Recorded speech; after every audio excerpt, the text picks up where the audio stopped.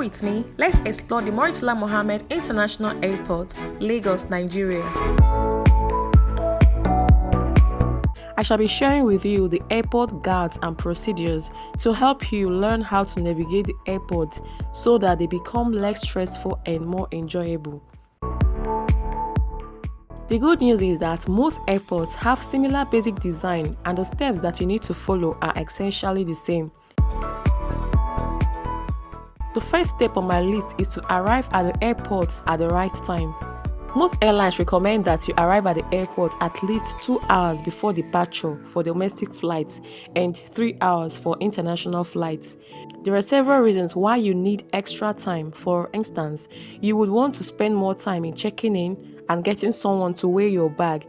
So that brings me to the next step on my list, which is check-in. Many airlines allow you to check in online 24 hours before your flight. If you'd like a boarding pass or you are checking a bag, you have to officially check in. Some airlines will offer self-check desks where you will enter some information about your flight reservation to print boarding pass, select seat and check bags. From there, you will need to find your way to the luggage drop line to get your checked bag weighed. If you're not checking a bag, that's a great option because it allows you to download a mobile boarding pass to your phone and head for security, which is a third step on my list. You should understand what items you can and cannot bring through airport security.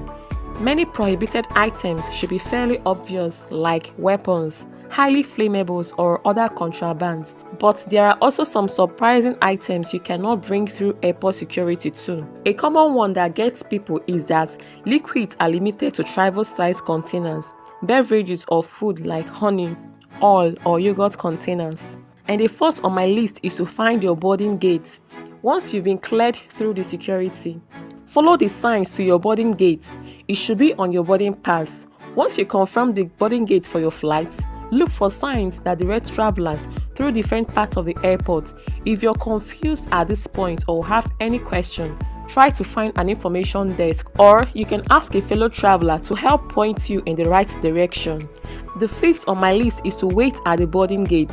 Now, depending on how much time you have before the boarding time listed on your boarding pass, you may have time to queue. This is the time you can grab food or shop at the establishment inside the concourse. It is expensive to eat at the airport. Some travelers also use this time to go to the bathroom or refill their water bottles to get on board. So you have to wait for your boarding group to be called, which should be listed on your ticket.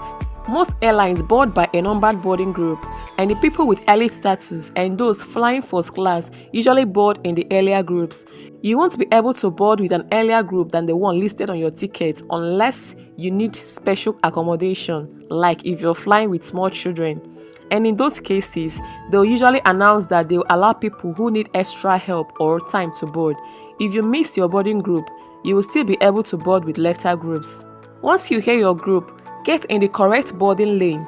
Usually, there is a general boarding lane and another lane for people in priority boarding groups or those with elite status. The gate agents will scan your boarding pass and you can proceed down the jet bridge.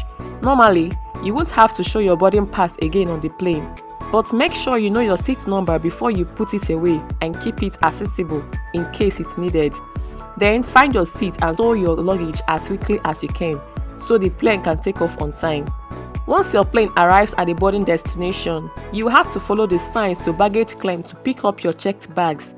The time you spend waiting for your luggage to arrive can vary, sometimes up to 30 minutes or more.